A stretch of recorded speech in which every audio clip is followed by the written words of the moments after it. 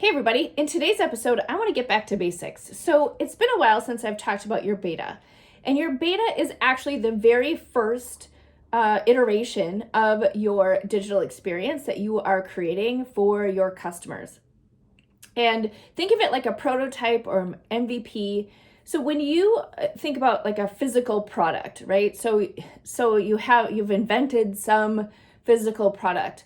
You don't just go out and create 10,000 units of this product, this widget, whatever it is that you've invented, and put it on Amazon and try and sell it, right? It's not how the process works. You first do some market research, right? You make sure that it's a viable, it's solving a viable problem out in the market, right? That's the very first thing that you do. The second thing that you do is you actually create a test version of it so people can try it and practice it and play with it and break it and do all of the things so that you know how other people are using it, what's working, what's not working, what needs to be tweaked, all the different parts and pieces of what goes into actually creating a physical product. And your program, your digital experience is no different. And so just like you wouldn't go out and put your shingle up and say, I'm available and get 10,000 customers at one time, you would start by testing your material, testing what you've created, doing some prototyping and doing a beta. And so that's what we're doing. So you're pre-selling your program before you've created it.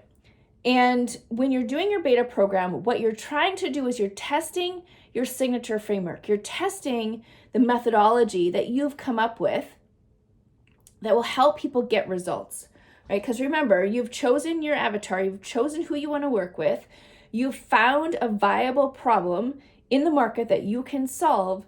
And so your job is to come up with a proprietary framework that is the fastest path that you take somebody from where they are today, the problem that they have, to getting that solution. That whole process is your proprietary methodology, the way that you do it. You're going to show up different than I'm going to show up in order to teach something, right? So the steps may be similar.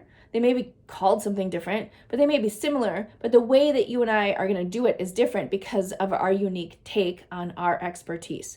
So the whole goal for your beta is to test that methodology.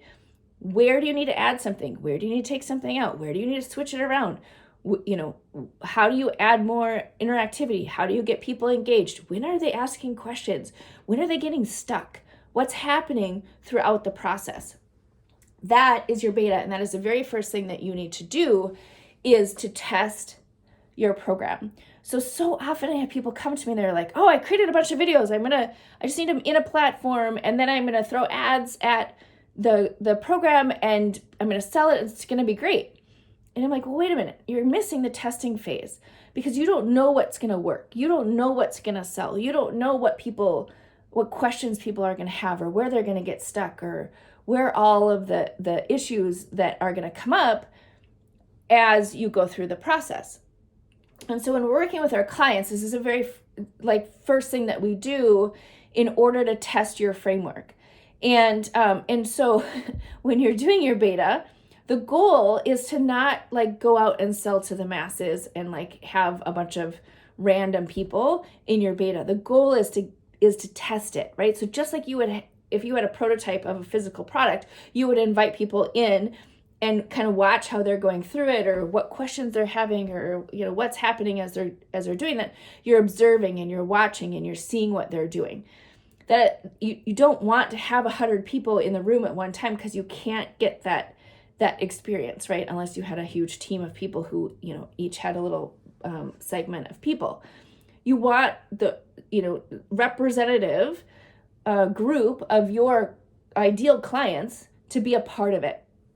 And so in our whole process that we teach, we have you get 5 super fans into your beta program. And your 5 super fans are the ones who are representative of your ideal clients. And they're going to be the ones who are going to test it. And you're going to be able to observe what's happening as you're teaching it and where they're getting stuck and where they're succeeding and how they're getting results. And then you guarantee and you can get them to a result. And sometimes it's a clean path. Other times it's like, oh, okay, this isn't working. I got to shift. I've got to pivot. That's why when you're doing a beta, it's not like, pre-producing your videos, pre-producing your course assets. You're working from your framework and not producing everything yet before you get started, because you want to do that prototype or that testing. And then from there, you can take it and go, okay, this worked really well. I'm going to lock and load it. And this is what I'm going to have for my signature program. This one I need to work on a little bit. So I'm going to go through and make some adjustments. Maybe you test it again. Or maybe you have the information that you need to put it in and lock it and load it, right? But you're constantly going through and doing that. You may do a one beta, you may do multiple betas. It just depends on where you're landing with your people. So we recommend that you do a beta. We recommend that you pre-sell your betas so you're not, creating it first. And we recommend that you get 5 superfans in. You don't need a bunch of random people who aren't going to participate. You need the right people who are going to get in there and give you the information that you need to be able to create and produce that more polished product. All right, that was a quick one, but hopefully that helps serve you in terms of like, where do I start, right? So the first thing is you're creating your framework. Then you're testing your framework, and then you're able to take that and make that into a digital experience that then serves and scales to more people, right? One thing that I always get around the beta, and I just want to quickly address it before I sign off today, is a beta is not a lesser product. It's not a lesser program. You are showing up, you are running through your framework, and you are serving your people at a high level. Now, you could do that one-on-one. You could do that in person in a workshop, or you could do it in a digital experience that's the first time that you've done the digital experience. But you don't need to discount it. So think about, like, if somebody sells you a workshop, an in-person workshop, right? Like, we're doing a 3-day workshop at this college or at this conference room or whatever, and it's, certain amount of money. You don't like pay for it after, or you don't say, oh, because I'm coming in person and I haven't seen you teach it yet, then I'm not going to pay until after, or I should have a discount because I haven't seen you teach it yet. That doesn't happen, right? So why do we have a tendency to think that when we do something for the first time in a virtual format, that it would be a discounted program? And so I just want to validate that for you, that this isn't about the first time that you do something isn't like, oh, I'm discounting it so because I haven't done it before. If you choose to discount it, that should be from a strategic standpoint.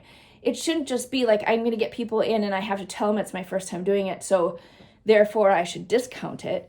That's not actually the case, right? And so consider it if like you were going to do it in person and have people in the room. They don't need to know, or necessarily do they care, that you are doing it for the first time or the 100th time. Because what's happening is you're teaching from your framework that has gotten you results, or your customers results, or other people results, right? And so be confident in your expertise. Be confident in your ability to put together your proprietary framework based on how that is the fastest path to success, and then just own it, right? It's not going to be perfect, but that doesn't mean that it's a lesser program, right? Because the goal is to get them results. The goal is not for them to have, all the videos produced perfectly, all the worksheets produced perfectly yet. They just need what they need to get to that result. So that's what they're paying for. They're not paying for the polish. And so you just have to own that. You have to lead with that. And you put together a minimum viable product that allows people to be able to interact with you and get the results that they need. when you're first doing your beta, you're doing it live. You're doing it live virtual, you're doing it live in person, however you decide you want to test your framework. And so they're actually getting the highest level because they're getting you live. They're able to have a conversation with you. Don't discount that. When they're taking it in a digital experience, it's going to be tested. It's going to be something that you know is working. Don't discount that either, right? This is your body of work. This is your proprietary framework. Own it. Feel comfortable with it. If it's the first time or the 500th time that you've done it, be confident in what you're producing. If you're not confident, you need to go back and you need to work on your signature framework until you are confident that you're getting results. And sometimes that means you need to help people just one-on-one, right? You need to test in a one-on-one environment before you can move it into something that you're teaching or providing to a group. You could do that too, right? Sometimes it's like, okay, wait, let me just make sure that this is the right formula.